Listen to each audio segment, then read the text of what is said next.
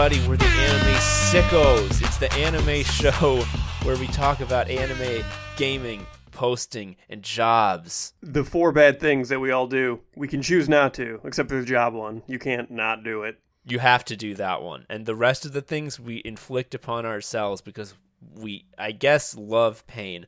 I'm Tom Harrison. I'm an anime sicko. I'm Joe Anderson. I'm an anime sicko.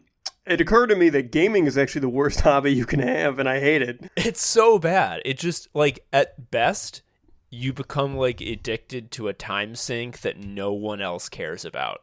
I'm jealous of those people. I'm jealous of the addiction. Nothing keeps my interest long enough. Those people who can play, like, League of Legends for 6 years, and that's all they do. Jealous. I'm jealous of them. Like, you look at them and you see how, like, they can't keep any relationships in their lives because they become, like, husks of people who can only do this one thing and can't really relate to anything other than League of Legends. And you just look at them and you're like, wow, they're fulfilled. Yeah, they beat the game of life. Yeah. They figured it out. They live in a foul gaming house with other smelly men, and they all are 17 years old and say the N-word constantly, and they make $1 million. It's really revealing that when I meet someone or talk to someone who plays an MMO a lot, the feeling I have is envy. I'm like, that really keeps your attention. I'm so jealous. I really am. Like, I was playing Into the Breach, which we talked to before, and much like many games that just sort of grab hold of my brain and play them like a fucking fiddle, I'm addicted to the roguelike. I want to get the good run, you see. And there was a few days ago that I wasn't really feeling that great, and I'm like, I'm going to relax with some video games, which is a fucking oxymoron that you'd think I would have figured out by now. But there are definitely games to relax to. Any roguelike is not, because if you're having a bad day and you have a bad run, you just got to go to bed. It's like, I guess nothing good can ever happen then. I guess the point of my life is nothing. Have you played Smash Brothers Why Angry yet? Oh my god, almost exclusively. Yeah, it is the mood ruiner. If you're having a good day and you're like, I'm double or nothing, definitely play Smash Brothers online. Yeah, gaming fucking sucks ass. And the point being, I played like an hour of Into the Breach and realized that there was not a single moment of it that I enjoyed myself more than if I had like zipped myself into a fucking cocoon and sat silently. Yep. You could just look at wallpaper. Just do that. Yeah, I mean, that's my new thing. It's going to be my new thing is I'm going to be the cocoon guy. I'm going to just zip myself up into a big sleeping bag and just have no sensation whatsoever. Since this is extensively an anime podcast, I want to open with something. Okay. Why does Naruto have a tracksuit? That was a thing that we were talking about earlier today. Our friend Gwyn from Shuffle Quest was watching Naruto, and my man he's a ninja. Yeah, that's my understanding. Well, he's actually Balkan based on his fashion choice. Yeah, he must be a ninja Serb because he for real has a tracksuit on. Like, am I wrong? I know nothing about it. I don't know why I didn't get into it. Probably because Dragon Ball got there first. That's not really a real reason. It's just a fact. I think it's like literally I haven't gotten into Naruto because like I see this ninja in an orange tracksuit and I'm just like, that's not what a ninja should wear. That's not going to help you with your missions. And I would bet any amount of money that ninja in this sort of context actually is defined as like a cool badass fighter and not actually like having anything to do with stealth. I think it has to do with the mystical ninja arts. I don't think they're sneaking up so much as doing mystical ninja magic. He does look like a Jet Set Radio character. He's gonna tag. And funny you should mention that. I was in the comic store the other day, and I was just like not gonna buy anything because that would require me to have money, which is absurd. And I was looking at the comics, and I saw fucking Naruto Volume 1. I'm like, let's see what this is about. And so I flipped through the first few pages, and basically I got to the point where we're at some ninja village, and they're like, ugh, would you believe there's some hijinks going on the outskirts of town? And then we cut to like Ninja Mount Rushmore, where a bunch of ninjas have their faces carved into the rocks, and there is some fucking hoodlum who is like not spray painting because it's the past. He like has a bucket and he's just painting like these guys suck ass and are dumb on the ninja Mount Rushmores, and they're like, ooh, it's that Naruto. He's doing Ooh. rude calligraphy. That rules. It kind of does. I think maybe we have to get into that. Yeah, actually, I'm sold on Naruto now. Yeah, we're and Naruto, his son like... Boruto. My son is also named Boruto. I saw. So Shonen Jump sends us emails because we're fucking pigs who will eat the slop, and one of them, the subject line was "Big Naruto fight in Boruto," and I just like screenshotted that. Like, am I having a stroke? I don't read Black Clover, but there was something like there's the subject line was basically, there's a bad guy, do you think he'll win? And I screenshotted it and sent it to you because I don't know, he might. That would be devastating. I got a one about Food Wars that was like, all Hell's Kitchen breaks loose when Soma helps out a rival, and I'm like, oh my god. A rival. They're the person you would be the last to help. Something's gone wrong. Yeah, all those subject lines are written for 8-year-olds, and I fucking fall for it every time. It's insane. Joe, we've had some fun talking about anime and manga, getting into this, but there's a specific posting phenomenon that I'd like to discuss today, if that's all right with you. Yeah, I know what it is, and I'm excited. So, what it is the Wife Pentacle, also known as the Wife Chronicles. It is 5 sort of golden gems of posting that I believe should be taught in schools, that create just this sort of matrix of unbearably funny comedy about wife. Yeah, I mean, I'm waiting with bated breath. It's correct. Everything you're saying is true. Keep going. You're on a roll. So the Wife Pentacle consists of, number 1, I would say the quintessential sort of like platonic ideal of a wife post, the wife email. Mm-hmm, mm-hmm. Next, don't email my wife. Mm-hmm. Next, of course, the curvy wife. Oh, yeah. He's back in it recently, too. Can't wait to talk. Number 4, I am my own wife. Mm-hmm. And then number 5, the most recent addition to the Wife Pentacle, and last and least, I think it's the least sort of deserving of being in the Pentacle, but we put it in there because it's funny, is Andy Richter getting fucking divorced. Andy Richter's, to be clear, a good guy, I believe. I believe he is a good person, but he is also the most online and divorced man. He ate the divorce fruit. He ate it. You know how you're not supposed to have 2 devil fruit powers? He has 2, and it was the same one twice. There is actually a character who has 2 devil fruit powers. It's as yet unrevealed how he did it. Just to be clear, there's like 900 issues of that manga, and it took them that long to get to that. Literally the first time I saw a guy eat a devil fruit, I was like, what if you ate 2? I bet some guy has 2. Oh, I mean, they address that if you eat the second one, you instantly die. So yeah. So the guy who has 2, it's like, how the fuck does he have 2? Anyway. All right, let's just get straight in to the first and best post in the Wife Pentacle, the wife email. Now, just for some background, a Twitter user named @MarcusJ. Now, I wasn't lucky enough to see this happen live, so I don't know if Marcus J was like a popular Twitter user or just some nobody. He, of course, does not have an account any longer, because if he did... Yeah, no, he committed internet seppuku when that happened. He just logged off. Yeah, you cannot fucking go back on after this, because on April 15th, 2016, and what an insanely recent thing. Like, all these things that are just, like, so foundational in my mind as, like, one of the great posts of all time that should be taught in schools. They're all like 10 months old. The wife email feels like it happened right after Al Gore lost. Yeah.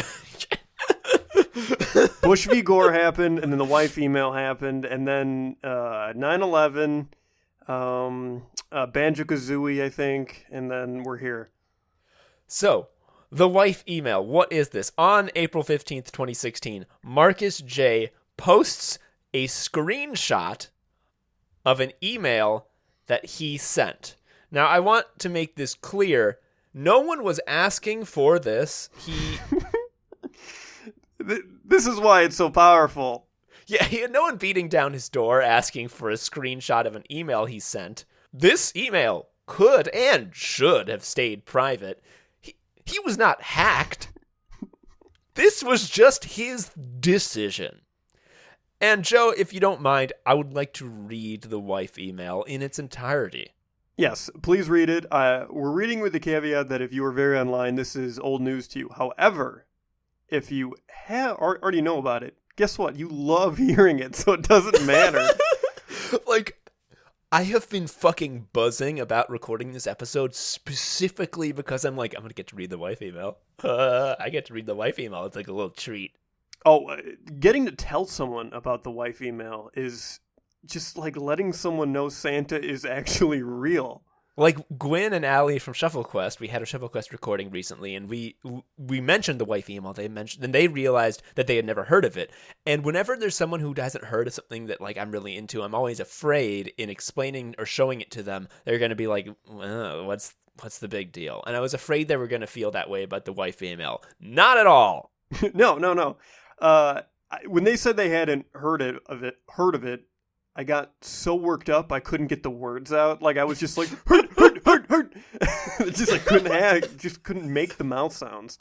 Enough preamble. Let's get into it. This is a screen cap that is accompanied with a caption that Marcus J. wrote that was, quote, "Real shit.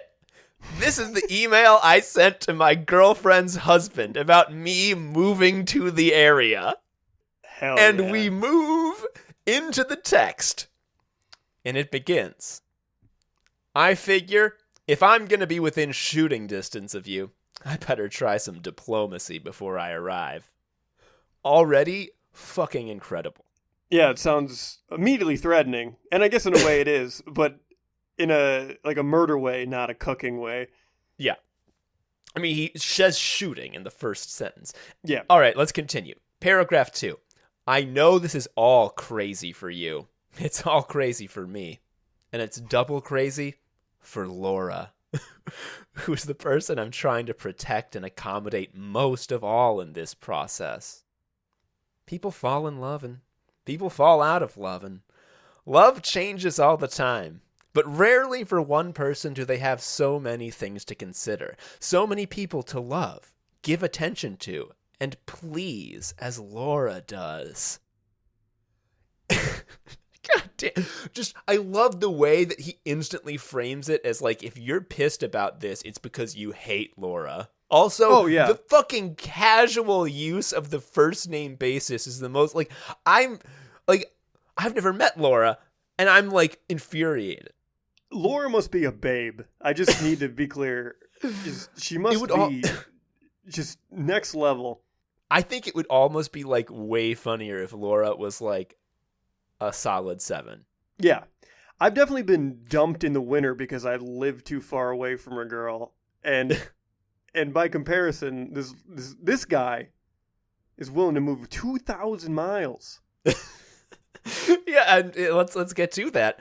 Because as he continues, "It's also rare to come across the one person you truly believe you're meant to be with, and not only have her married and with kids to boot, but also 2,000 miles away in another sovereign nation. This isn't a fling or a tryst or an affair. It's two people being bowled over by discovering a deep wellspring of powerful emotions and a connection that they never thought possible. I don't covet Laura, want to make her mine alone, or steal her away, as much as I want to find any way possible to be in her light and warmth, and to nurture her, protect her, and grow with her, for me and everyone else, as much as I can." I've heard vows that are less whatever this is than this. Yeah, fucking my vows at my wedding were more fucking hinged than this. And There's a very online couple somewhere, and their vows were just this. Like, they just read parts of this email to each other, and there is like, I don't covet you, want to make you mine alone, or steal you away, as much as I want to find any way possible to be in your light and warmth. right, you just cut out the Laura part, I guess. Or, I don't know, leave it. Who cares? Yeah, Like, leave who the it fuck's in. Laura? And they'll be like, if you don't already know, you'll never understand, which is also true. Just how fucking insane this is. Think about what's happening here. This guy met someone who was clearly on a business trip. Yeah, I don't see the other context. Like, maybe they Yeah. were traveling and he was a cabbie. I don't really know. They definitely had a fling Tristan affair. And he's just like, you know what I gotta do is move across the fucking globe so I can continue having sex with Laura. And just the audacity to be like, you know what? Let's not keep it a secret. Let's just make this happen. It's also not just keep having sex with Laura. It's also, I'm your dad now. Like, I am the dad from 2,000 miles away. I'm here now, and I'm taking you to baseball. Yeah, you are my child, and your child is now my grandkid, and also, like, my actual kid. Both at the same time. Let's just continue. So the next paragraph is, like, you know how sometimes when you want to, like, tell someone a lie because the truth is uncomfortable, so what you do is you just say, I definitely don't believe, and then you say exactly what you believe, and you think that it's convincing. That's what this next paragraph is. As we begin, quote, I don't judge people, ever. Laura doesn't badmouth you. You're not some loser guy we scheme against in our private conversations. Through everything, she's shown that she loves you deeply and wants to continue a large portion of the life you've built together with your child's name. A solid redacted. 60% of it. Yeah, it's just like, let's be real. She doesn't want to continue her life with you. She wants to continue a portion. You should be happy about this because she's happy. And if you're not, you're the asshole. This paragraph actually means he was like, Laura, should I kill him? And Laura was like, please no. Yeah, and again, I redacted the child's name, but the child's name was in the original, and he posted it to the world. Oh man, there's like somewhere someone is son of wife email. Oh my god. They walk among us. Fuck.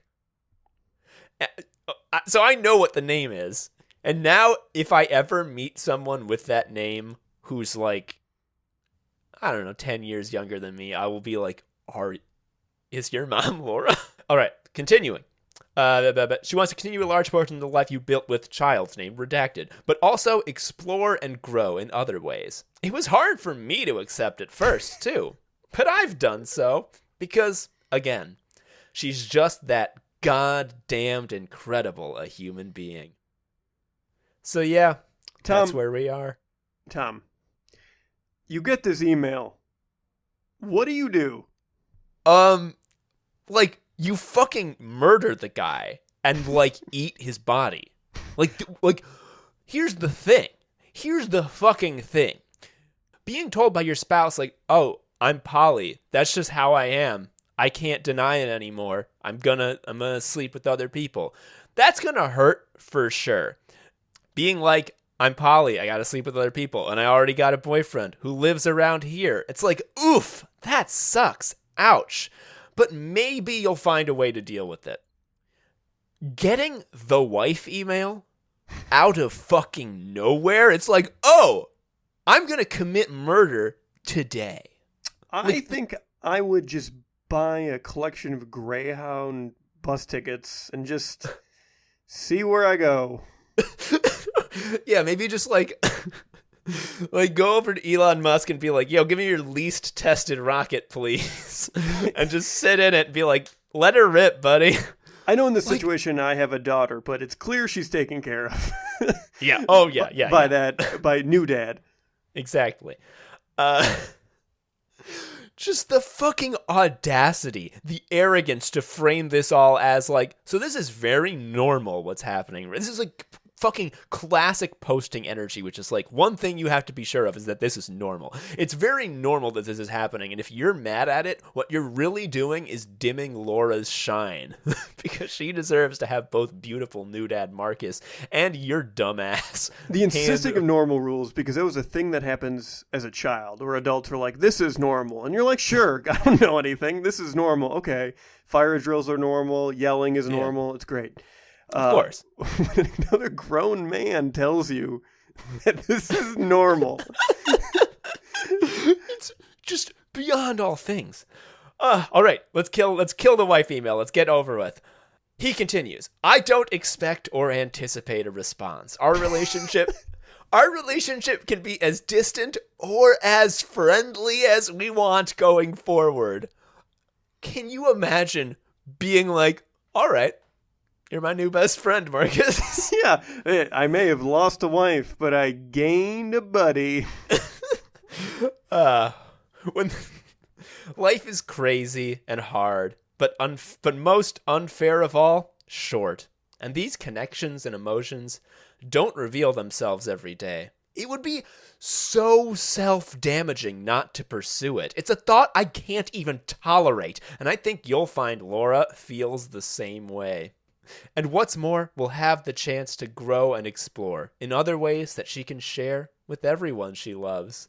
And then, I think the masterstroke. Oh, yeah, this is twisting the knife.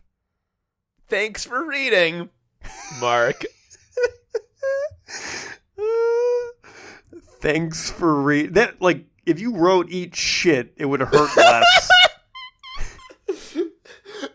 If at the end, if like the last line was like, by the way, all those pretenses of civility were a lie. She makes fun of your little dick constantly, and we step on pictures of you every day. Yeah, that would be like less bad than thanks for reading. Even if it's like, see you around, little buddy, would be like, ouch. But this, thanks for reading. What is it about thanks for reading that's so painful? It implies he didn't have a choice, which when you get like that email and you read the first sentence, you keep reading. You don't have a choice. Yeah. Also, like, it implies that like he did Marcus J a favor by reading it, as though like it like it gave him power. Like, he got spirit bomb energy. Like, I think, like, the way that it's worded and set up, such, like, the last paragraph makes this explicit, that it's like, if you do not endorse and actually feel happy that Laura is fucking me, you are hurting her selfishly. It, like, if you read it, it makes the spell work. Like, it's true now. Yeah. You kind of get Stockholm Syndrome about this. Like, you read it and you're like, yeah, this is a good dude. Yeah. It was really nice of him to send this email. And also, just so listener, you didn't forget, Marcus, this was not shared by the recipient. This was shared by the sender. I think, how do I put this? I can only take this that Marcus was so amped on just cucked energy that he had to hold up a bloody trophy and post it to the world. Like, I don't know what his expectation was, that everyone would be like, you are a high T individual, you're crushing it, I wish to learn more from you, Marcus, wife taker. But the response, historically, you can look at the canonical documents for this. I mean, everything's deleted, but the general response was, what the fuck? Yep. On Know Your Meme, the top sort of cited response is from a redacted user responding to Marcus saying, dude, I'm the most docile person you could find, but if I got this about my wife, I'd find you and face punch you until my fists were nubs. And yeah, that about says it all. Yep. Oh, God, the wife email. Like, it's so fucking insane. Like, imagine you were just, like, scrolling through Twitter and you saw someone being like, absolutely nobody, and then blank, and then me, I love memes, and it's like, oh, that's terrible. And then you scroll on, and someone's like, Trump, more like Drumpf, and you're like, oh, that's fucking terrible. And then you scroll a little more, and then there's this. When I taught, I wish I knew about it, because I would have definitely used this as a rhetorical text. I would have made them do a rhetorical analysis on the wife email. Yeah, like, for real, I was not lying when I said this should be taught in schools. Oh, This yeah. should be taught, like, not only as, like, a rhetorical thing and, like, as like, a English majors should have to read this, for sure. Like, I feel ashamed that I have an English degree, and further ashamed that that English degree was received without reading the wife email. But also, like, like media literacy, like learning about what online is and how to interact with it. Like, you need to know about the wife email. I don't believe you can truly know how to write a business email unless you read this. And the reason is this email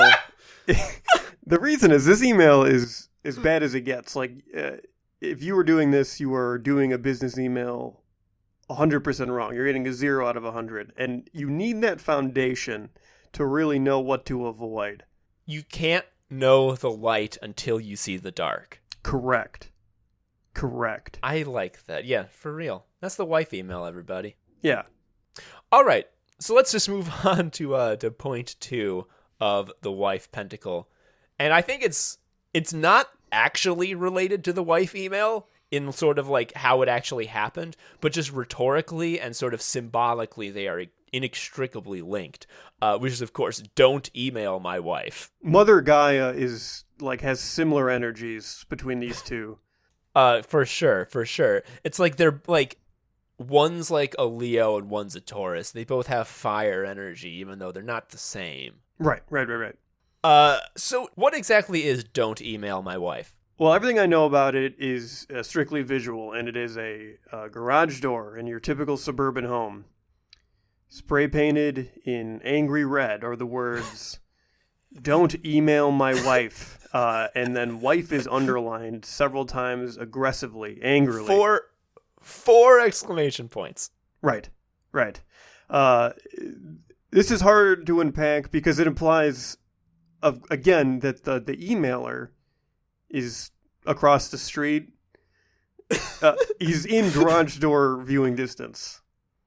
Whoa. Are you reading this as it's the emailee's garage door? I think this is the emailer's garage door. Like, he went to the person. Oh, that makes sense. In my mind, it was like a defensive spell. Like, it's like fucking porcupine spines? Yeah. Like, you drive shit. by and you're like, oh, if I see that guy's wife, I will not email her because he's not fucking around. No, Joe, you may not have the image open right in front of you because, hilariously, and I forgot this too, and this is a fucking just life destroyer. In addition to there being the garage door that says don't email my wife, there's like a smaller garage door. It's like the one that says don't email my wife is like a 2-car garage, and then this is a door for like a 1-car garage. It also has spray painted on it, stop now. Oh, man. It's not like, please pare down your wife emailing until it gets to an acceptable level. I always imagined this guy overreacting to like promotional emails. Like his wife is getting Kohl's Cash, and he's like, "Who is Mr. Cash?" And he's just losing his mind. No, so we don't have as much background on this. No, there's nothing to know. It's a beautiful little mystery. And it's an image that you'll see from time to time. If you want to become a poster, you're going to need to have a sort of quiver of like arrows ready to shoot at any time. This is going to be one of your main ones. You're going to be replying to stuff with "don't email my wife, stop now" a lot. Yeah. And so I actually tried to do some sleuthing to figure out like where the hell is this from. And the earliest known instance of "don't email my wife" image, and I don't know if this is true. If someone can find an earlier one, please let me know. But I found a Reddit post on rPix 5 years ago on June 6th, 2013, entitled "I see your Washington cheater and raise you an Illinois cheater." So maybe he's local. Oh my God, this is one of our boys? And here's the thing that, like, I really hope this is the origin, because when you hear this fucking fact I'm about to fucking lay on your goddamn dome, it has 53 upvotes. How does this not shut down the site? This is like one of those movies that comes out and, like, no one cares, no one goes to see it, and then, like, 10 years later, like, everyone sort of, like, looks around and realizes that, like, oh, we've all memorized all the quotes. It's like The Big Lebowski. When all the celebrity nudes leaked and Reddit, like, shut down, it should have been about this. Yeah. What should have happened is that no one should have hacked the celebrities. They instead just should have been like, guys, you won't believe what I found. And just do an album that's just this picture like 100 times. Yeah, or like scrub the photo for satellite image location so you could figure out who's the cheater, who's the wife emailer. And like, I wonder how many emails she had to get before he was moved to do this. You don't know. You don't know if she was into it. You don't even know if he... This could be a case of a husband being weirdly defensive and freaking out over nothing. That's always an option. Yeah. That a mystery, I think, makes it all the more delicious. Yeah, and garage doors are inherently funny. They just are. Anything that happens to a garage door is good. Like, I gotta be clear. Please look up Don't Email My Wife and see this image for yourself. Because, like, not only are garage doors funny, but, like, the absolutely hideous McMansion that this is on, it will fucking just break your brain. It just doesn't... Like, when H.P. Lovecraft talks about, like, non-Euclidean architecture, it's the this font is it. And this is written in, yeah. It's great. Joe, do you have anything more to say about Don't Email My Wife? No, the H.P. Lovecraft story, the thing at the doorstep refers to the guy spray painting this on the garage. Fucking incredible. I love it. So, point number 3 in the Wife Pentacle is the curvy wife. Now, this is something a normie may even have heard of, because this showed up on the news. This wound up in, like, Good Morning America. This happened on August of 2017, and the thing that fucking I love about this is that, like, when you hear this, you're gonna know immediately that this is a hilarious post that belongs in the Wife Pentacle. But, like, when it started, people, like, took it at face value and thought, like, yeah, this guy owns. People this guy's were a feminist. Empowered by this. It's fucking ridiculous. Let me read it for you. So this is a guy named Robbie Tripp, who, spoiler alert, is out of his fucking mind.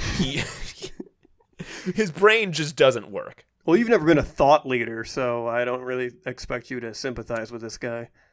So here we have a picture of him looking like a tall fucking circus freak white guy, just an awful sack of shit. And then he is hugging on the beach a woman who is objectively hot. And, you know, there's no one who could say otherwise. Totally normal. Here is what he writes. I love this woman and her curvy body. As a teenager, I was often teased by my friends for my attraction to girls on the thicker side, ones who were shorter and curvier, girls that the average, basic bro might refer to as, in quotes, chubby, or even, in quotes, fat. Then, as I became a man and started to educate myself on issues such as feminism and how the media marginalizes women by portraying a very narrow and very specific standard of beauty, tall, thin, lean, I realized how many men have bought into that lie. For me, there's nothing sexier than this woman right here. Thick thighs, big booty, cute little side roll, etc. Her size and shape won't be the one featured on the cover of Cosmopolitan. It goes on. It's just that kind of shit. This is why it's good. This is the nugget that lives with me forever. When he says he conjures an image that in high school he confided in a male friend that was like, hey, this is going to sound crazy, but I like large boobs. What? And his friend flipped the fuck out. Like he Robbie, just, what are you talking about? He just started flipping tables. He punched him in the face. Like he ran to the teacher. He's like, "You must change his legal name to Large Boob Liker." Like he's Reek now. Let's reenact the scenario. I'm Robbie's friend, and you've just told me this. And I say, Robbie, did you just say you like huge boobs? Yeah, I did. But don't you understand? Don't you see the beanpole dames in the magazine that say flat butts are the thing? This takes place in the 30s as well. Everyone is at the soda fountain. I love to dance on black and white checkered tiles and talk about thin women, just rail thin. It's like, okay, another line further on, that a real woman is not a porn star or a bikini mannequin or a movie character. She's real. She has beautiful stretch marks on her hips and cute little dimples on her booty. Now, like, I love the way that he, like, goes out of his way to be like, now my wife, she is fucking disgusting. She's all stretched out. Is this negging? This seems like negging. Like, you're, like, married her and you're like, I didn't get to do any good negging. I know what I'll do. I'll make a very public, weird thing that'll make me very popular. I'll be on talk shows. Because it's for sure negging. It's like, yeah, people bought this. And, like, this would be weird enough if it didn't, if it wasn't accompanied by a photo that shows that she is a normal size. Like, if you were to see this woman and you'd be like, what's her body type? You'd be like, I don't know, fucking normal? Yes, you wouldn't say, so the curviest woman today, and only a real fucking weirdo would like that. And then they'd be like, no, a feminist would like that. And you'd be like, now I'm an ally. You opened my eyes. But it wasn't just this, because as is clearly evident by his continued online presence, is he has brain damage. Like, he is functionally wrong. Like, his wires are crossed and he's a very weird person. And I think that the cleanest way to explain why that is that he didn't just write this weird post fetishizing his wife, saying that he was actually a feminist hero for finding his, again, wife attractive. That's the other thing. The tone of everything was like, and now I'm done talking and you will clap for me. That was the weirdness of it. Yeah. And what became even weirder is that it became clear that this was not a post that he made because he was like feeling like, this is something that I really want to say. This was announcing his new career. As a curvy wife haver. Yeah, he is the curvy wife haver. That is his fucking job. Like, I think legitimately they make their money on Instagram. He, like, gets sponsorships where he's like, my curvy wife eats McDonald's to get that big booty. And it's like, oh my God. Again, this reiterates that we're idiots. Like, we're dumb. We're dumb as shit that we don't get paid to do nonsense. Like, it's easy to be like, oh, we live in hell world, everything's miserable, and there's no hope. The reason we think that is because we don't just fucking do the shit. We don't do the shit that works because we're like, well, only a maniac would do that. And then we see Robbie Tripp, a maniac, being like, and so I will. We have the wrong amount of shame. We have like a little amount of shame. If you had no shame, you could do this. If you had too much shame, you might try to make the world better. So we're clocking in right at that bad shame ratio where you can just look on and gawk at these fearless heroes as they make money from talking about their curvy wife. And like, here's the thing. I don't know if the wife has ever weighed in. I mean, she must be into it because she is in all the pictures. But like, the fact that she is absolutely voiceless in sort of the product of curvy wife is so goddamn insane. Like, it is 100% I, the man, am the hero because I somehow will my dick to get hard over this non-standard woman. Yep. I'm looking. I did a normal Google search, which is curvy wife guy racist. And is he? There's some incriminating stuff on babe.net, so it's hard to say. He definitely likes a casual N-word, it seems. Ooh, boy. Speaking of babe.net, he got very mad at them because the curvy wife guy, as any sort of entrepreneur maniac, wrote a book. And this book is called Create Rebellion. And the babe.net pointed out, I think correctly, that Create Rebellion is almost indistinguishable from the Unabomber manifesto. Yeah, it has the same energy. It is just a guy cornering you on the bus and telling you this. Be careful and act swiftly as you operate among their spiteful hostility. Their infection can quickly turn you into a diseased member of their epidemic of complacency and whoredom. These nasty symptoms of free-flowing hatred and negativity are ones that can so easily taint your That's own Timothy mind. McVeigh, right? No, that's Curvy Wife Guy. Revolt against this faction's pathetic pornography and shatter their closed doors into splinters, exposing their pastime of staying on porches. Wait, expose their pastime of staying on porches. Who is publishing this? Is this a self-published thing? Is this like banged in my butt by my own butt? I don't know. So his announcement post, it says that it's available at Amazon and Barnes & Noble. Why is Barnes & Noble? Oh my God. Why are they carrying this? I can understand Amazon because you can put anything on there. Jesus Christ. I can't imagine that this is published anything but self-published. This is a manifesto. You don't have manifestos published by other people. Yeah, I mean the Trump years have. I used to think that like writing a book was an accomplishment, but there's been a lot of huge book releases that were basically just people being like, yeah, I worked in the Trump administration. Here's some shit I saw, and they get $1 bajillion. So, why not the Curvy Wife Guy?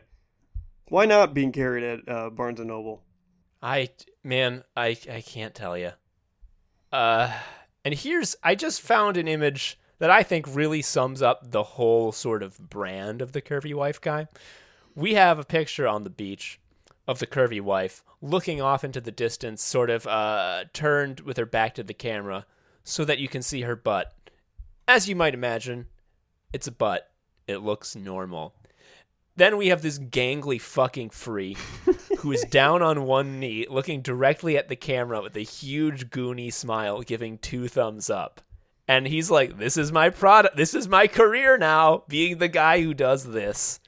And, like, he for sure has zero shame. Like, he thinks he's a genius because he is. Yeah, no, he is. He's correct in this.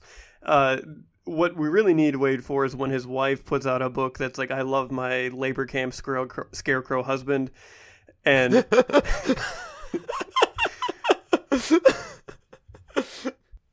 I love my fucking scarecrow that came to life. Yeah. I love my weird stick man that I carved out of a match. I love his manifestos. And, of course, the story doesn't end there, because... they died? Curvy what? No, if only. They didn't die. They actually made new life. He announced their pregnancy. Oh, right.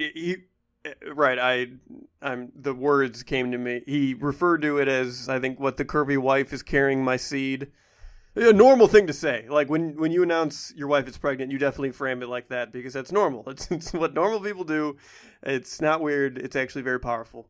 And this is 100% a brand move. And, like, I'm sure they wanted to have a child. But, like, he's like, how can I demonstrate even more that I love all shapes and sizes of women? I'm going to make a second even curvier. Make a second one. Oh my God. I'm actually reading the goddamn text of this post. I gotta share this one. Okay, so he says that baby Trip is the size of a pear. This morning, I knelt down. Holy shit. This is the wife. This is the wife talking. I thought it was him. No, this is the wife. She's brain damaged too. Okay. As of today, baby Trip is the size of a pear. This morning, Robbie knelt down in front of me and said, "Good morning, our juicy little pear. Our mom and I are so excited to announce you to the world today." Holy shit. If you describe anyone as juicy publicly, you get executed instantly. Double executed when it's a zygote. Like, that's not okay. Yeah. Holy fucking shit. Oh my God. So that was the wife's post. Let's read Robbie's post. Let's hear his take. It fills me with pure joy to announce that my wife is now a sacred vessel carrying my seed. Ooh, did not remember the sacred vessel. That's fucked up. She's creating life in her beautiful, soft, increasingly round tummy. I was right. He's making her more curvy for the brand. Oh, this is bad, man. I feel ill. This is like, like this can't be good for me to know. Oh my God. Sarah has been a pure fertile goddess these past 15 weeks, and I'm just here to worship and support her as she grows the future leader of nations in her 5-star womb. Like, he's trying to put the brand on top of this, but this is like pure manifesto. Like, he's for real being like, can't wait for Nikolai Carpathia to come out of my 5-star wife's curvy womb and end all things and consume the Lord. I think I've seen anime with less bad prophecies. Like, that's pretty bad. Yeah. It's like, I would rather live in like Evangelion world than a world with the curvy wife guy. And yet I do. Like a huge angel coming out of the fucking sky and like laying waste to all of Neo Japan. It's like, ugh, that sucks. But the future leader of nation grows in my curvy wife's 5-star womb. It's like, oh. Sorry, Neo Japan. I picked that one. All right. Is there anything left to say about curvy wife guy? No, you should go to jail. Okay. So number 4, I am my own wife.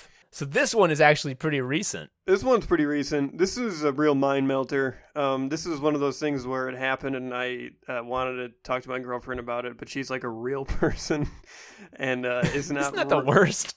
Yeah, it sucks because I have to talk to you about it. So the Twitter handle of this user, it's like what, LOL? Can you tell me? Yeah. L, like the woman's name L, and then O, like H-O, and then hell. So it's L-O hell, but it's also LOL. Get it? Yeah. So here's the gist. This was thought to be a woman, just a funny lady on Twitter. Well, guess what? You know the kind. Even though this lady has appeared on lots of Twitter lists, like funniest women on Twitter, or 20 funny tweets you had to see from a lady, the thing is, it was actually a guy. And it wasn't just a guy pretending to be a woman. It was a guy pretending to be his own wife. And the only reason... Incredible. The only reason we know he was pretending to be his own wife is he came clean because she was leaving him. He was like, so I have some news. First of all, I'm a guy. And you know how I was in DMs with you doing period jokes and safe woman spaces? Well, I'm a dude. I was pretending. Yeah, no, I was a huge invader. I was a huge pervert for sure. And his image is his avatar is his wife. Yeah, it's sort of an illustrated woman's profile with like her hair in a bun and a flower in her hair. And the best part is after he came out, I guess is the word.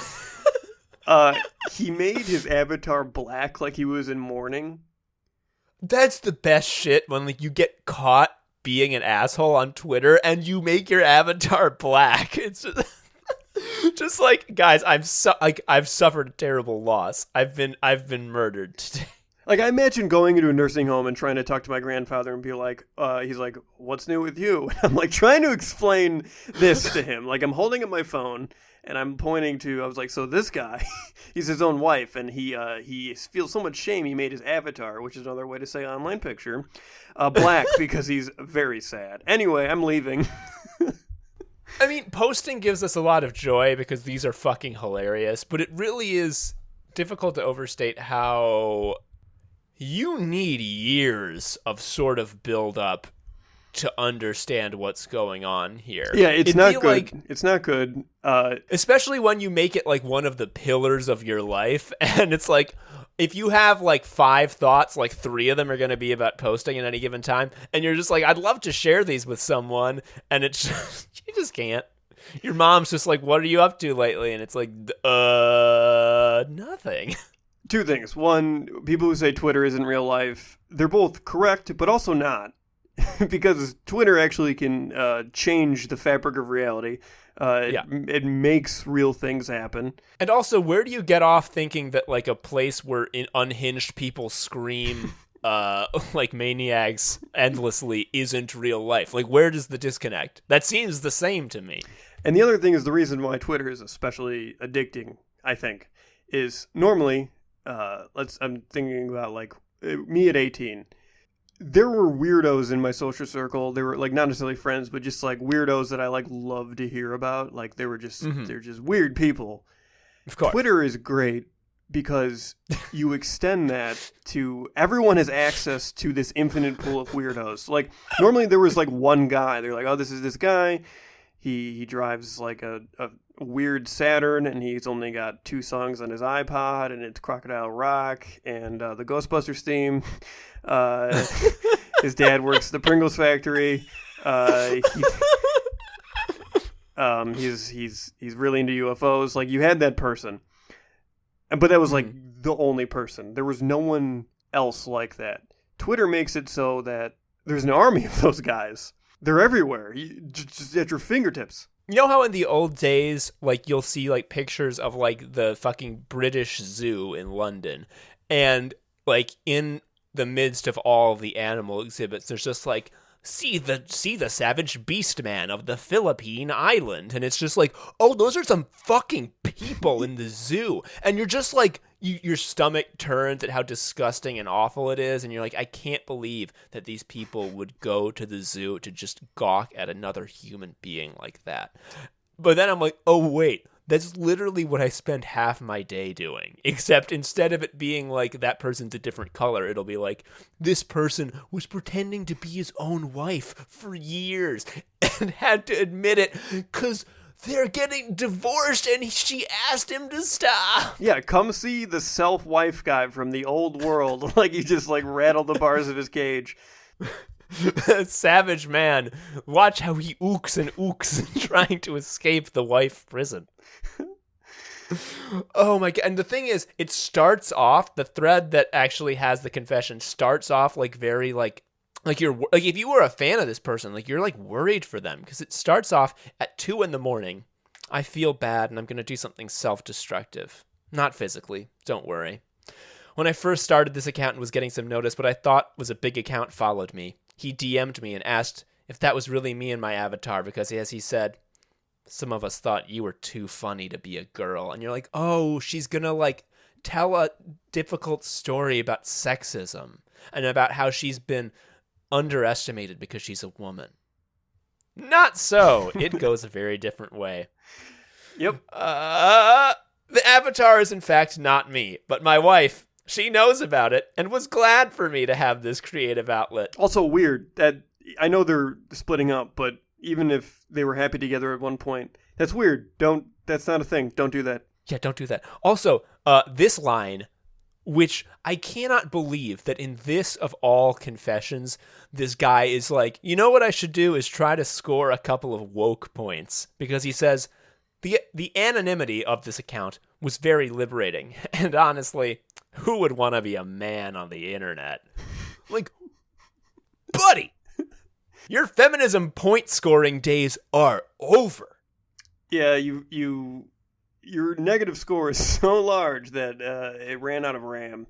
It's like, please know that all the things I said behind the scenes, the replies to people who were feeling discouraged, and the pun competitions were all the actions of someone who really wanted to be your friend, but had to settle for just friendly. Please note that I am not Gretchen, and I did not try to get a girlfriend out of this. Ooh. Like, the fact that he had to be like, by the way, didn't try to fuck anyone off of this is like, oh, so you did. So you definitely did. Oh yeah, that's a tell. How is that not a tell? And of course, the finale that really proves that this guy also ate the divorce fruit and was suffused with divorce energy. Now, after many years of marriage and 2 years of separation and one amazing little girl, we have decided that divorce is the best course of action for everyone. Wait, he was separated for 2 years? 2 years separated, being her on Twitter. Holy shit. I didn't know it was that long. So I'm amazed you separate from a partner and they're like, I know we're not really doing well, but I can still be you on Twitter, right? And they're like, yeah, for sure. That's fine. And like another thing is that like the people who this person has interacted with, as this happened, they started like sharing their DMs and found out that this was an extremely whiny little dude. Like we have some screen capped DMs from another poster who is actually a woman, where L.O. Hell says, okay, stupid thing that I feel idiotic even bringing up, but the protocol, for lack of a better word, is to fave someone's @ reply. Like, again, I feel like a tool for even saying anything, but I think you're going to do really well on here. You're definitely funny, and you make it look easy. He's fave scolding people. It's like, I hate when the guy who's pretending to be his wife is telling me how to use Twitter better, and he's clearly using it the best way. Like, he's really good at it. And so here's the thing. I assumed that this account was gone. No. That, like, it had been deleted. No. Not so. You're thinking like a person with normal amounts of shame. Huge error. It is back up. The avatar? It's not black anymore. It's the picture again. It's Gretchen. Yeah, he's just embracing it. The pinned tweet is Borat voice myself. Oh boy. And one of his most recent posts is a screen cap of a DM where someone asks him, "Where are all your followers? I'm so confused. This is one of my favorite Twitter accounts." And he just responds, "Fuck. What do I even say?" Just that mixture of self-awareness, but also like psychotic confidence to be like, but I'm not gonna stop. Why wouldn't you just make a new account and just pretend to be a different woman? Like, if you're clearly addicted to this and you need a fresh start, that's what you would do, I would think. It must be that he's just addicted to the pain. And like, I think that is a more common thing on Twitter than we think. That there are people who are just like, who legitimately get off on being yelled at and being told they're wrong and stupid. Because like, just Occam's razor, like, there wouldn't be so many people who keep doing it. Yeah, no, there's like a sex aspect of it, some weird public shaming. Chris Cillizza, every time he tweets, everyone's like, "You're actually dumb, you have a Lego head, I hope you die." And he's like, "I love it, I love it, tell me more, step on my neck." And he, tell me I'm a bad boy. Yeah, he like loves it, and he gets paid a ton of money, so it doesn't matter, but I think that he gets paid to do it, and he gets sexual gratification out of it. I think that's really what's happening. Oh, 100%. Yeah. Oh, so that's number 4 on the Wife Pentacle. Let's fucking end this. Let's complete the sigil and summon the pure pillar of wife energy. We're talking to us about Andy Richter.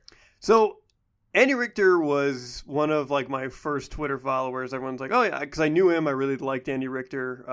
If you don't know who Andy Richter is, he is Conan O'Brien's sort of sidekick on his late night shows. He was also on a couple of short-lived sitcoms. Yeah, that were very good, but never went anywhere. Yeah, Andy Richter Controls the Universe came out. I don't know what year, but I remember watching it as it happened. I thought it was really good. It was funny. It was weird. It was goofy. So he's just like a good comedy fellow. He doesn't seem to be like a dick. Yeah, he's a little like hashtag resistance lib. Like he thinks he's one of those people who like just hates Bernie reflexively for no other reason than like he's divisive. And it's like there are reasons to not like Bernie, but like actually have them. Yeah, and he's getting divorced. I don't know how else to put it. He's very publicly. He ate the fruit. He ate the fruit. And really, everybody gets divorced, but he's very online about it. He's got some really bad tweets. He's so fucking online.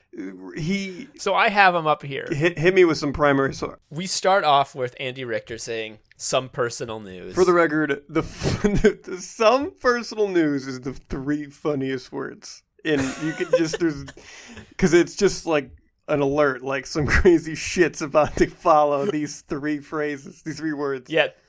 It's like some personal news translation, pop some popcorn. Yeah, so it is with sadness that Sarah and I announced that we have separated and begun divorce proceedings.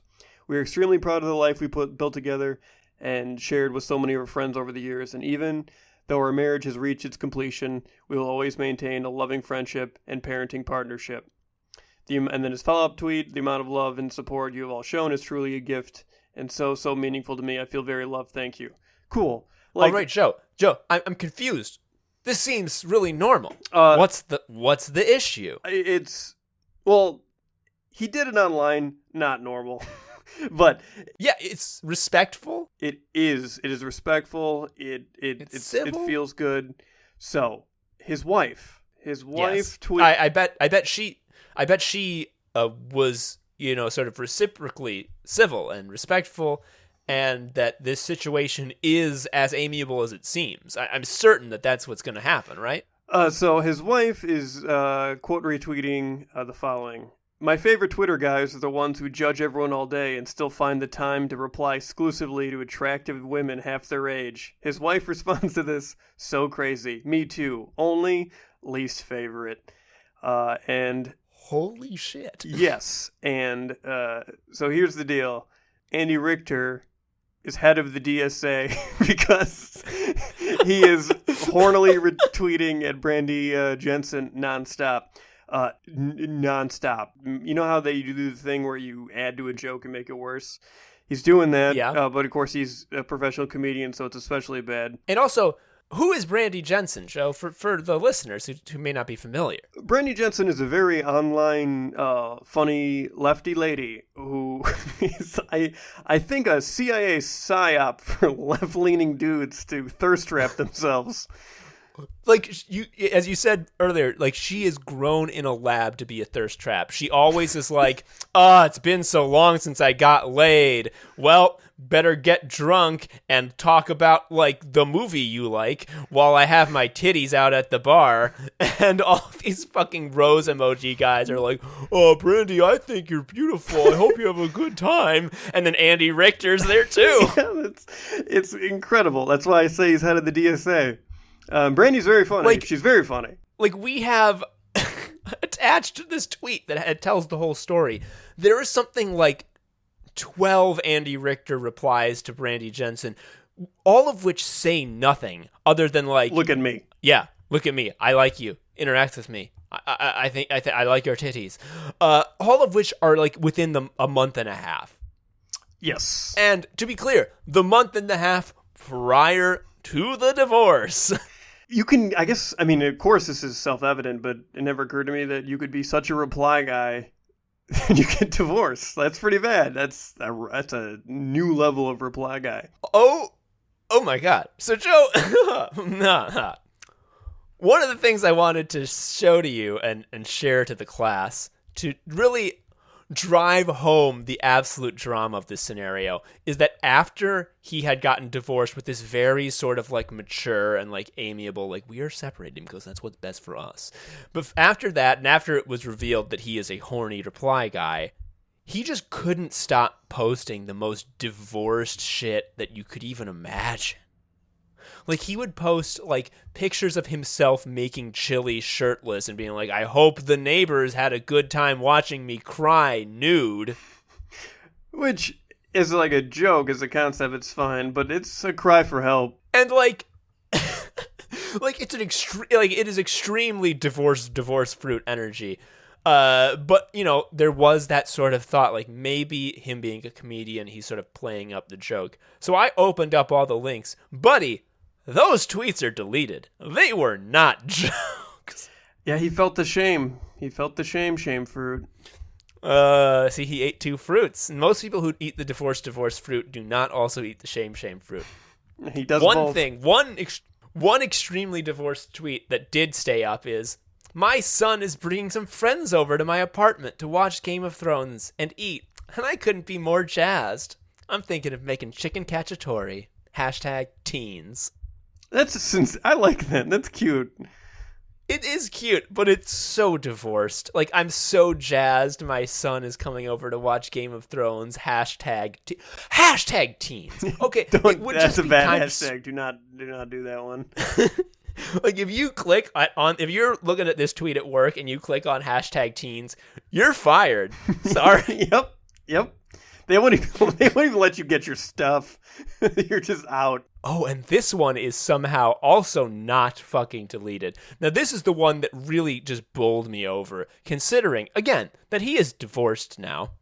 There is Nicole Cliff, another online lefty woman, who is not so much of a thirst trap, but definitely is a bit, talking about, how, isn't it weird how pregnancy can actually change the sort of size and shape of your body in ways that you don't expect and no one talks about.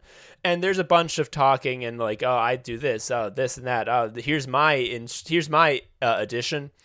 And someone else is like, oh, I was in the room for my wife's C-section. Let me just say, holy crap. And Andy Richter says, twice here. When they called me over to cut my son's cord, he slipped back into my wife, and I got to see the doctor hurriedly stick both hands into her abdomen and retrieve him. They were worried I'd faint, but I gave them a Nelson Muntz laugh. Whew, what a thing to say about your wife's cut open vagina. Oh, the abdomen. It's a whole area that I'm not a wife. This is a deeply personal factoid. This is very deeply personal. It's not a thing you just blast out generally. I would imagine I wouldn't want my current husband saying this, much fucking less my ex. Correct. It's absolutely insane. And Joe, that sort of wraps up the 5 points of the Wife Pentacle. And I think it's at this point it's important to reflect, what is so fucking funny about wife and sort of wife posts? Like, what is it? What's the key? It's this weird possessiveness that the word husband doesn't have. I think that's it. I think that's doing a lot of the heavy lifting. It's a single syllable, which is funny. Wife. It is. It's easy to say. Wife. And like Borat, but let's shelve that. It's funny regardless of... in a universe where Borat never existed, the wife email is just as good. It's in a way where like you can be healthy without taking vitamins, but you can also take vitamins. Yeah. And in this case, vitamins are Borat. Yeah. And I think like a lot of it, and I think this especially comes into play with sort of like, I mean, really all of them. Like in all of these posts, the wife, the actual person involved, is so much a non-entity. She is silent and she is not an agent in this story at all. It is always like an extremely freaked out guy yelling that this is normal, like trying to keep a possession that he has, which is wife. It's also funny because a wife's only action in a lot of this framing is to leave you. It's wife is one thing it can do, and it goes away. It can leave you. Like to say wife is basically just to indicate that sometime in the future and soon, I will eat the fruit. I will eat the divorce fruit, and I will freak the fuck out. Correct. Yeah. It's a promise. It's a promise of loneliness. It's like the word fuse, like referring to the fuse of a bomb, like you hear the word and you immediately hear the sizzle. Mm-hmm. You know what's going to happen. A fuse can only do one thing. And it's just like so many of these guys, it's not just that they're sort of, talking about this wife as a possession and by talking about it, assure that they will get divorced. It's the fact that it's such, like, it's the foundational fact of their existence. Yes. To be a married man, to have a wife, that's like you beat the game for a lot of people. It's like I proved I'm normal. You can't tell the newspaper I wasn't normal. My wife is a wife. Yep. Like as a married person, like when I say wife in like my normal day-to-day life, in a situation where it doesn't make sense to say anything else, I can't help but like feel the wife energy like behind my eyes just twinkling. Sicko mode, sicko mode, sicko mode. Sicko mode, sicko mode, sicko mode. Sicko mode, sicko mode, sicko mode. Sicko mode, sicko mode, sicko mode. Joe, I think a good way to end this episode is going to be bring back a fan favorite recurring segment. Do you know what segment I'm talking about? Cog Talk. Cog Talk. Cog Talk. So for Cog Talk this week, I want to talk to you about something that happened to me at work when I was a cog. So here I was at my computer looking at the spreadsheets like you do. It's the normal way to work. You go use the computer. And so I have my headphones on because I don't want to hear people talk, but I haven't picked out anything to listen to yet. I can't. Also, I'm too busy with actual work to sort of like cogitate on it. So I just have my headphones on, but I can hear. And I hear the people around me start to talk about the Avengers and Game of Thrones. And I tell you what, buddy, these were people who were not talking about theories about the Avengers and Game of Thrones. These are not people talking about sort of the latest sort of events that occurred in those series. These were not people talking about what they liked about those series. These were two people who were just explaining the fucking basic premises to each other. Like, did they both know and it was just a way of bonding? It's hard to say because these are people who are not strangers. Like, they talk a lot. And it was stuff like, you gonna see the Avengers? Haven't seen all the other ones. Oh yeah, you gotta see all the other ones first. That's right. I haven't seen Iron Man. Oh, you gotta see Iron Man. Iron Man 1, 2, and 3. You find out all about what happens to Iron Man. Yeah, you can't see the new one unless you find out what happens to Iron Man. This sounds like Oblivion NPC talk. Like, you just go into a random house and he's just like, hey, you gotta check out Iron Man 1, you gotta check out Iron Man 2. Like, for fucking... Like, I don't love, like, self-harm humor and how, like, that's sort of, like, a thing that just happens that like, sort of gets used casually. And know that when I tell you that when I heard this, I wanted to die. I was just like, are you fucking kidding me? Like, and then they went on to Game of Thrones, and it was just like, Game of Thrones. Cool, huh? It's like, oh, yeah, man, the politics. And I'm just like, do you watch it? Like, if you don't, you could admit it, but it was insane. And, like, the length that it went on was astonishing. I am amazed at the hunger for more Avengers stuff. I know Endgame is the end, right? I've lost interest a while ago. And I don't mean I'm better or anything. I just I cannot bring myself to care. I wish I could, because it seems a lot of fun to be like that jazzed for it. It's not that. I think like there's going to be like a big cast change. Like it's going to retire a lot of characters basically.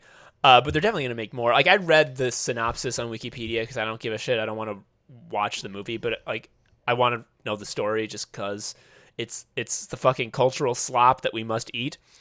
But it's interesting how you talk about how you are not trying to be the bad guy by not being interested in it, because like I feel it seems like I'm actively staking out this anti-Marvel movie thing, when in reality I just don't care. But the hype is such, and I felt the same way about like losing interest in Star Wars. I just don't care. I'm not saying don't go see it. It's just like I'm all used up. I don't have much bandwidth. When Notre Dame burned, I was like, I should feel something, but nothing. Damn.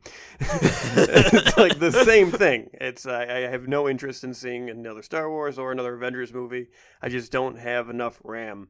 Yeah, and it's like it doesn't help that all these Marvel movies, with their sort of overtures at diversity, have become sort of these symbols these cultural symbols in the culture war that you have to defend.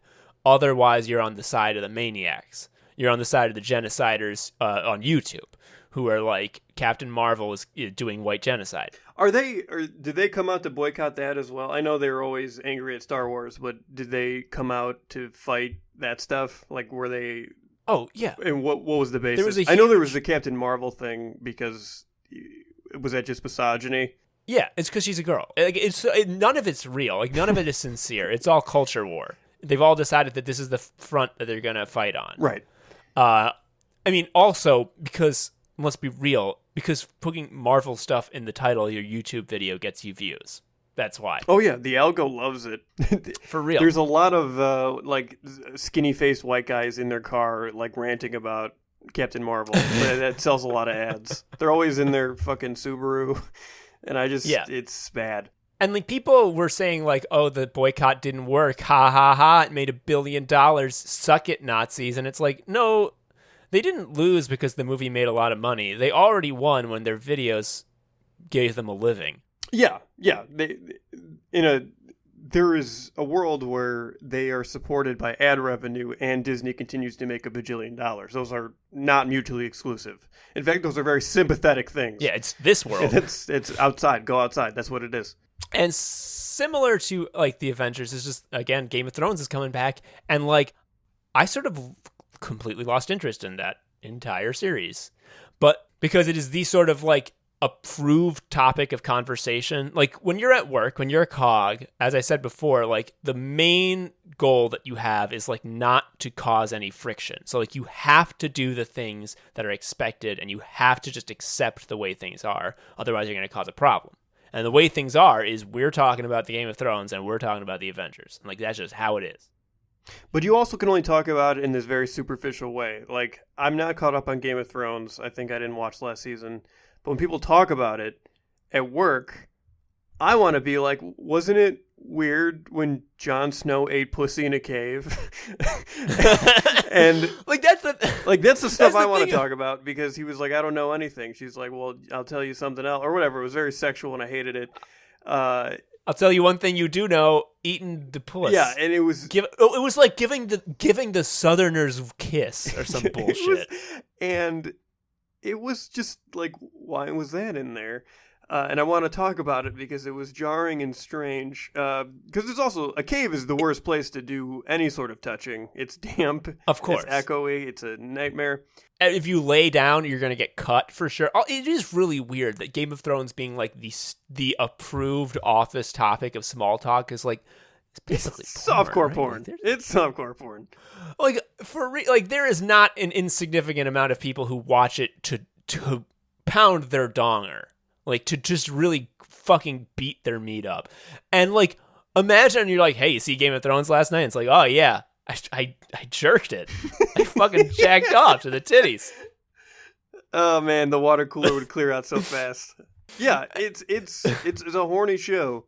It's a horny show, and it's just like, you can't talk about it in depth. You can only be like, hey, did you see it? Like, oh, yeah, man, it's really something. Yeah, oh, man, I love Jon Snow. Oh, how about that? When he met Daenerys, hoof. How about that? And just if you don't want to talk about it, or if you have any other opinion, you just like, oh, you let people like things. Why are you being a downer? The one wrinkle you used to have is you could talk about like, oh, I read the books and this was slightly different. That's done now. There's none of that. I haven't read the books. Oh, yeah. But that was an angle. Because you could be like, oh, you talk about the show? And you'd be like, oh, did you read the books? And they do. And usually when you get someone to talk about a book, it's just kind of nice. You don't even have that anymore because doesn't happen often. It's done. It's done. We are done. The show is the book. Yeah. Like George R.R. Martin, if he ever writes another Game of Thrones book, is an idiot. Like, why do it? The only thing that's going to happen is you're going to get backlash. And like, you're already rich as shit. I do sympathize with him why he doesn't do it, because it can only be bad for you. Yeah, like, best case scenario is he makes money. He's already rich. That's a pretty low stakes best case scenario. Worst case scenario is you have people sending you death threats on Twitter every single day of your life because they don't like the book. And I say worst case scenario as though it's possible this couldn't happen. No, that is the only outcome. That is what will happen. And no fault of his own, because I feel like there's such anticipation that nothing he could do could actually live up to expectation. Yeah, especially considering that the last two books that were published, and I read all books, the last two books, and this is kind of why I lost interest, is that they fucking spin their wheels in the most interminable and unreadable way. And it becomes very clear that we are in a Lost scenario. And I was burned by Lost, the TV show, so hard in college. Like, it changed the kind of person I am. Like, I was really ready to believe Lost when it told me it knew what it was doing. And now I know exactly the kind of bullshitting that Lost pulled off. And when I see another piece of media doing it, I'm just like, fuck you. Like, no, we're done. Like, this relationship is over. You're lying to me. When did it become clear to you Lost didn't know? Season 6 introduced a new location that was in the center of the island.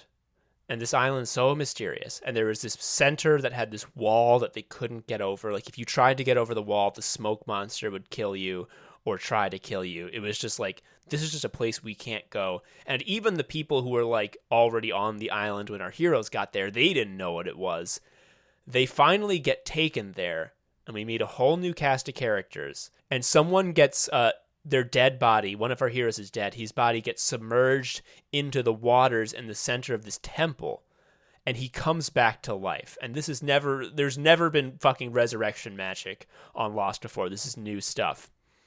And I'm like, okay, this is the key. And then, like, an episode later, the villain killed everyone in the temple, and then they left, and they never came back. And I'm just like, oh, no. They don't know what's happening, do they? Oh, no. You're like, this isn't anything.